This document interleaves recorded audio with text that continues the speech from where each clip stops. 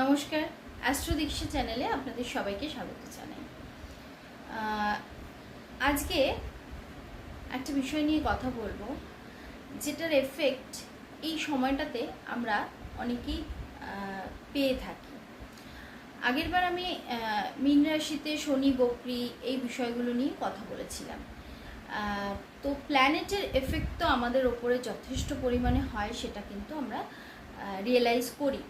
অনেকে হয়তো মীন রাশির যারা রয়েছে তারা হয়তো কিছুটা বুঝতেও পেরেছো যে অনেক দিক থেকে অনেক রকমের ভালো মন্দ অনেক কিছুই আসছে। তো আজকে আমি যে প্ল্যানেটটা নিয়ে কথা বলবো সেটা হচ্ছে মুন। ওকে, তো মুন হচ্ছে মানে চন্দ্র।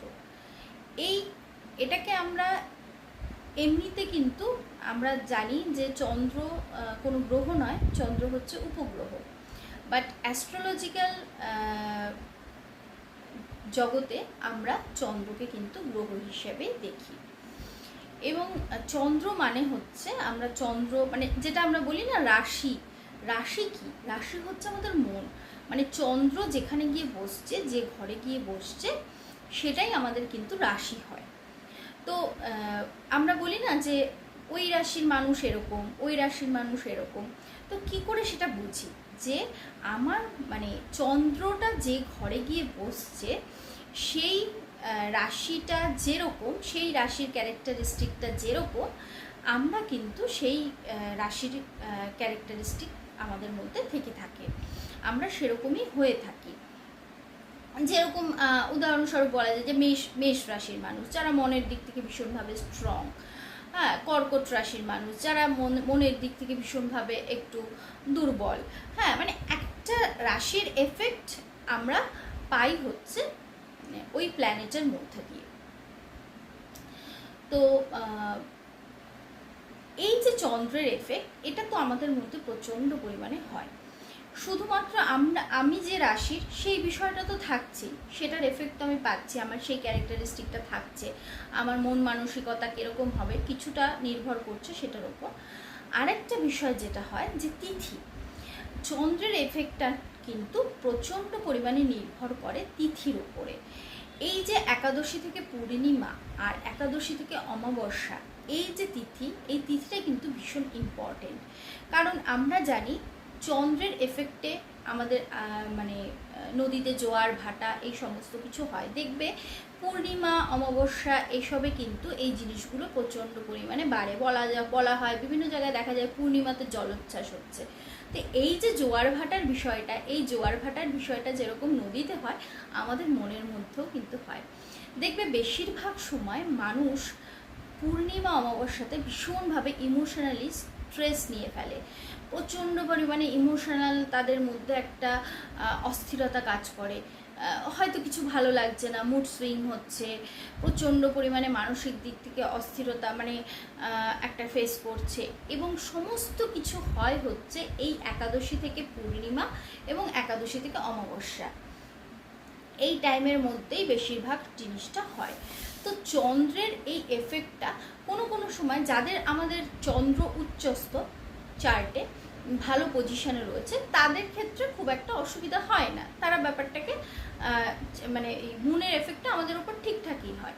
কিন্তু যাদের ক্ষেত্রে দেখা যায় যে মনটা একটু ডিস্টার্ব হয়ে রয়েছে, কোনো পীড়িত হয়ে রয়েছে বা কোনো খারাপ গ্রহের দৃষ্টি রয়েছে, তো সেই যে এই একাদশী থেকে পূর্ণিমা বা একাদশী থেকে অমাবস্যায় তারা যেন ভীষণভাবে অস্থির হয়ে পড়ে। তারা মানে কি ভুলভাল ডিসিশন নিয়ে নেয়, কারোর সাথে হয়তো ঝগড়া হয়ে যাচ্ছে, মনের দিক থেকে ভীষণভাবে মানসিকভাবে ভেঙে পড়ছে। তো এই বিষয়গুলো কিন্তু এই টাইমের মধ্যে হয় এবং এটা অনেক লোকে ফেস করে। আমি দেখেছি যত সমস্যা এই টাইমের মধ্যে বেশি আসে, মানে একাদশী থেকে পূর্ণিমা এবং একাদশী থেকে অমাবস্যার মধ্যে অনেকেই ফোন করছে, ভীষণভাবে ইমোশনালি ভীষণভাবে ভেঙে পড়ছে, কোনো একটা কিছু ঘটনা হয়েছে, এই হয়েছে। তো এই এফেক্টটা আমি দেখেছি এই টাইমটাতেই বেশি হয়। তো আমাদের এই মানে চন্দ্রের জায়গাটাকে ভীষণভাবে স্টেবল করাটা দরকার। তো চন্দ্র মানে হচ্ছে আমাদের মন, এবং এই মনটাকে শান্ত রাখার প্রথম উপায় হচ্ছে মেডিটেশন বা ধ্যান। ধ্যান যদি আমরা করতে পারি 2 মিনিট, আমি বলছি না যে অনেকক্ষণ সময়, 1 মিনিট 2 মিনিটও যদি ধ্যান করা যায়, যে কিন্তু সেটা নিয়মিত করতে হবে। আস্তে আস্তে কিন্তু আমাদের মনটা অনেকটা শান্ত হয়, চন্দ্রের এফেক্টটা আমাদের ওপরে আস্তে আস্তে মানে ঠিকঠাক জায়গায় আসে আর কি, খুব অস্থিরতা আমাদের মধ্যে আস্তে আস্তে কাটতে থাকে। দ্বিতীয় হচ্ছে চন্দ্র একদম কন্ট্রোলড হচ্ছে মহাদেবের দ্বারা। মহাদেব তাকে মাথায় করে নিয়ে বসে রয়েছে যে তুমি এদিকেও যাবে না ওদিকেও যাবে না। তো ওই যে কন্ট্রোল ব্যাপারটা একমাত্র মহাদেব চন্দ্রকে, চন্দ্র ভীষণ অস্থির, ভীষণ ছটফটে, তার মন মানে আমাদের মনটা যেরকম চন্দ্রের ক্যারেক্টারিস্টিকটাও কিছুটা ওরকম, মানে ভীষণ চঞ্চল, সবসময় একটা অস্থিরতা ভাব তার মধ্যে। তো সে একমাত্র মহাদেবের মাথাতে গিয়েই একটু চুপচাপ বসে থাকে বা শান্ত হয়ে থাকে। তো মহাদেবকে যদি আমরা মানে মহাদেবের আরাধনা যদি আমরা সেভাবে করতে পারি, চন্দ্র কিন্তু আমাদের ভীষণভাবে কন্ট্রোল থাকে। তো সোমবারে করে শিবের পুজো করা, এখন তো শ্রাবণ মাস চলছে, বিভিন্ন রকমের অভিষেক পঞ্চামৃত দিয়ে মহাদেবকে অভিষেক করা, এই সমস্ত জিনিসগুলো যদি করা যায় সেক্ষেত্রে কিন্তু আমাদের চন্দ্র ভীষণভাবে কন্ট্রোল থাকে, আমাদের মন ভীষণভাবে কন্ট্রোল থাকে। এই যে ফেজটাতে আমাদের অস্থিরতাটা বাড়ে, এই সময় যদি আমি নিয়মিত মহাদেবের মাথায় দুধ গঙ্গা জল ঢেলে মনকে শান্ত করার জন্য প্রার্থনা করি, এই জিনিসটা কিন্তু দেখবে খুব এফেক্টিভ, এটা কিন্তু খুব ভালোভাবে হবে।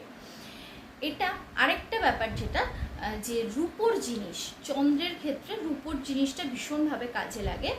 তো অনেক সময় হয় হ্যাঁ একটু কস্টলি হয়ে যায় রূপোর গ্লাস যেটাকে আমরা বলি, সেই রূপোর গ্লাসে ছোট্ট, মানে এমন নয় যে অনেক বড় হতে হবে, ছোট্ট একটা রূপোর গ্লাস কিনে সেই রূপোর গ্লাসে জল রেখে আমরা যদি নিয়মিত ওই জলটাকে খাই, সেক্ষেত্রেও কিন্তু চন্দ্রের এফেক্ট আস্তে আস্তে আমাদের মধ্যে মানে একটা শান্ত স্নিগ্ধ একটা ব্যাপার হয়ে থাকে। এই যে ওই যে টাইমগুলোতে যে মনের যে অস্থিরতা সেটা কিন্তু অনেকটা কমে যায়।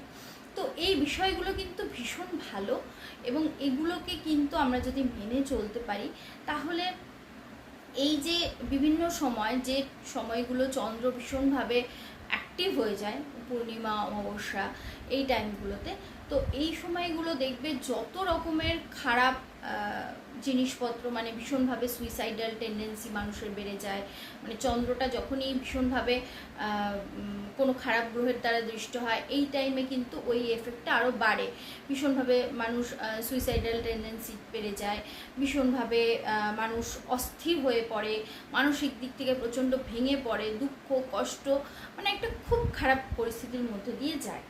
তো এই বিষয়টাকে একটু ঠিকঠাক রাখতে গেলে এই জিনিসগুলো যদি মেনে চলা যায়, যে মহাদেবের পুজো করা, রূপোর গ্লাসে জল খাওয়া এবং মেডিটেশন করা, এই ধরনের জিনিসগুলোকে যদি আমরা একটু নিয়মিত করতে পারি তাহলে আমাদের চন্দ্র কিন্তু একদম স্থির হয়ে যাবে, এবং তার সাথে কিন্তু আমাদের মনটাও একদম স্থির হয়ে যাবে। তখন কিন্তু আমাদের আর এই যে টাইমগুলোতে যে অসুবিধাগুলো ফেস করতে হয় সেগুলো কিন্তু আর ফেস করতে হবে না। তো আজকের মতো ভিডিওটা এই পর্যন্তই। যদি ভালো লাগে সবাই একটু লাইক করো, সাবস্ক্রাইব করো, আর পরবর্তী ভিডিও নিয়ে অবশ্যই আসবো। আজকের মতো ভিডিওটা এখানেই শেষ করছি। সবাই খুব ভালো থেকো, সুস্থ থেকো।